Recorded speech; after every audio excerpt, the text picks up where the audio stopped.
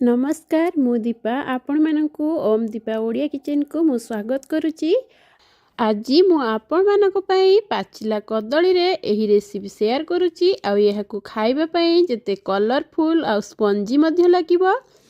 आउ यही रेसिपी आपन को जदी पसंद लगी थाए ताहले लाइक शेयर सब्सक्राइब कर दियंतु। आ पाखर थिबा बेल आइकन को क्लिक करंतु जहा द्वारा आपण माने नुआ नुआ वीडियो रो नोटिफिकेशन सर्वप्रथम पाई परिबे।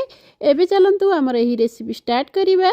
देखंतु एठी प्रथमे मु 5टा पाचिला कदली नै जाईची। आ सही पाचिला कदली की एही जार रे देखंतु एम्ति गोल गोल साइज रो सब काटी की देई दउची। एबे एथिरे मु 4 चम्मच चीनी को ऐड कर दउची। आपण माने चाहिए जदि गुड़ मध्य नहीं पारंती। 4 चम्मच चीनी देला परे एबे मु एहाकू कवर करी ग्राइंड कर नउची। देखंतु एठी चीनी आ कदली रो मु एही परी बैटर बनै नैची। आ एहाकू ग्राइंड कला बेले जमारू पानी यूज करिवे नै नहले बैटर टी पूरा पतला हे जिवो। एबे एथिरे मु गोटे बाउल आटा को देई दउची। आ सेथिरे किछि नडिया कोरा को ऐड कर दउची। आ एठी अल्प किछि मु काजू को दे दउची। आ एठी कट्टा नडिया को दे दउची। आ तीनोटी देखंतु मु एठी चोपा लगा अधा छेचा करी गुजराती को ऐड कर दउची। आ पिठार बास्ना आ स्वाद पई मु एठी जायफल को टिके ग्रेट करी नैची।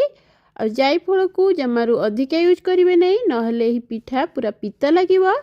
एही पिठा हमर जेहेतु मीठा लागिवो। आ एठी मीठार बैलेंस पई मु एठी 2 पिंच रा लूण को ऐड कर देची।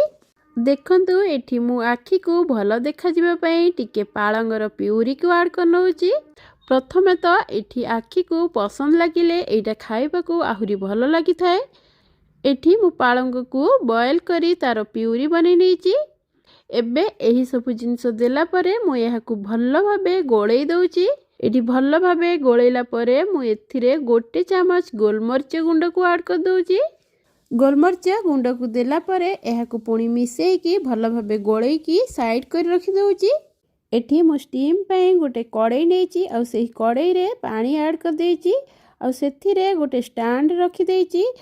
देखंतु एही परी मु तीनोटी सेम बाउल नै जाईची।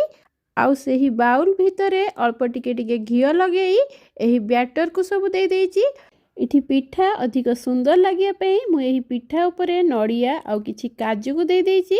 आ एही नडिया काजू सब देला परे एबे याकू देला परे मु एठी 30 मिनिट कवर करी छाड़ दउची। एठी हमरा 30 मिनिट हे जाईची। एबे चलंतु आमे एही कवर को खोली की चेक कर नेबा। देखंतु पिठा एठी भलो भाबे हे आसलानी। आ बिल्कुल हाथ रे पूरा चिपचिपा लागु नै। हमर एठी पिठा पूरा प्रस्तुत हे जाईची। एबे एठी चलंतु आमर पिठा को एही प्लेट को सब बाहर कर नेबा। एठी देखंतु पिठा आमर केते सहज रे बाहरी आसुची। छुरी किंबा स्पून रो यूज करी नाही। आ एही पिठा को देखि आपण माने जानि पारुथिबे ये केते सॉफ्ट आ स्पंजी मध्य हेची। पिठा को एही प्लेट को लेउटेला बेले देखंतु केते सहज रे एही गिनारु बाहरी आसुची। आ एहारो बास्ना तो आपण माने बनेले निजे जानि परिबे। आ केते सॉफ्ट आ स्पंजी मध्य हेची। आ एहारो कलर मध्य डिफरेंट लुक दउची। आ एही पिठाटी खाइबा पई जेतिकी हेल्दी आ सेतिकी टेस्टी मध्य। आ एहा को बनेइबा मध्य केते सहज। आपण माने निश्चय थरे एही पिठा को ट्राई करंतु। आ केमती लागिला तार मतामत मते कमेंट रे जणांतु। आ प्लीज वीडियो टी जदि पसंद लागि थाए ताहले लाइक शेयर सब्सक्राइब कर दियंतु।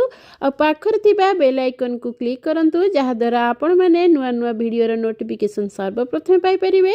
पुणी आसीबी आ एक नुआ वीडियो नै की रहूची। नमस्कार।